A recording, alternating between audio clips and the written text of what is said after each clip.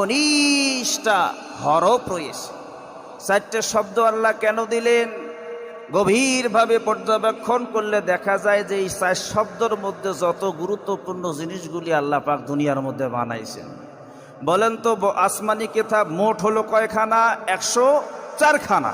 তার মধ্যে বড় আসমানি কিতাব কয়খানা? 4 খানা। বিসমিল্লাহর মধ্যে শব্দ কয়খানা? 4 খানা। তৌরিত, জব্বুর, ইনজিল, কোরআন 4টে আসমানি কিতাব। বিসমিল্লাহর মধ্যে শব্দ কয়টা? 4টে।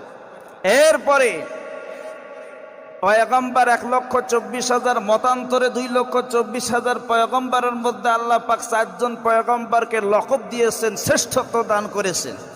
পয়গম্বরগুলো কে কে? মুসা কালিমুল্লাহ, ঈসা রুহুলুল্লাহ, ইব্রাহিম খলিলুল্লাহ, মুহাম্মাদুর, কথা বলেন, মুহাম্মাদুর রাসূলুল্লাহ। তাহলে প্রধান লকবধারী পয়গম্বর কয়জন? 4 জন। বিসমিল্লাহ শব্দ কয়টা আছে? 4টে। এরপরে মানুষ সৃষ্টির উপাদান হলো 4টি। কয়টি? 4টি। আগুন, পানি, মাটি, বাতাস। কয়টি হলো? 4টি। এই মানুষের দেহের মধ্যে আগুন আছে, পানি আছে, মাটি আছে। 4টি উপাদান থেকে সৃষ্টি। বিসমিল্লাহর শব্দ কয়টা? 4টে। এরপরে খলিফাদের মধ্যে প্রধান খলিফা হলো 4 জন, আবু বকর, ওমর, ওসমান, আলী রাদিয়াল্লাহু তাআলা আনহু। বিসমিল্লাহর মধ্যে শব্দ কয়টা আছে? 4টা। ফেরেশতাদের মধ্যে অগণিত লক্ষ কোটি ফেরেশতার মধ্যে 4 জন ফেরেশতাকে শ্রেষ্ঠত্ব দান করা হয়েছে। ইসরাফিল, মিকরাইল, জিব্রাইল, আজরাইল। কয়জন হলো? 4 জন। বিসমিল্লাহর মধ্যে শব্দ কয়টা রয়েছে? 4টা। তাহলে বোঝা গেল যত পৃথিবীর মধ্যে গুরুত্বপূর্ণ জিনিসগুলো আল্লাহ বানাইছেন 4 শব্দ দিয়া। সুবহানাল্লাহ খান। সুতরাং বিসমিল্লাহর আমলের দরকার আছে না নাই?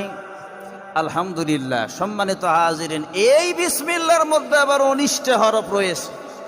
আল্লাহ কেন 19টা হরফ দিলেন? এর হিকমত কি? উলামা একরাম তাৎপর্য করেছেন যে দিন রাতে 24টা ঘন্টা হয়, তার মধ্যে 5 ঘন্টা 5 ওয়াক্ত নামাজের ক্ষেত্রে ব্যয় করা হয়, আর বাকি থাকে হলো 19 ঘন্টা।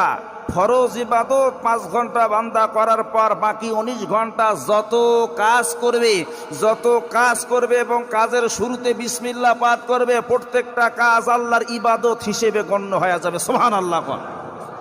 শুধু তাই নয়, জাহান্নামের মধ্যে 19 জন ফেরেশতা আছে। কয়জন? ইয়া মালিকু লিয়াকদা আলাইকা রাব্বাক।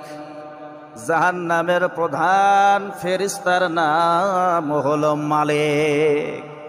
আমার ভাইরা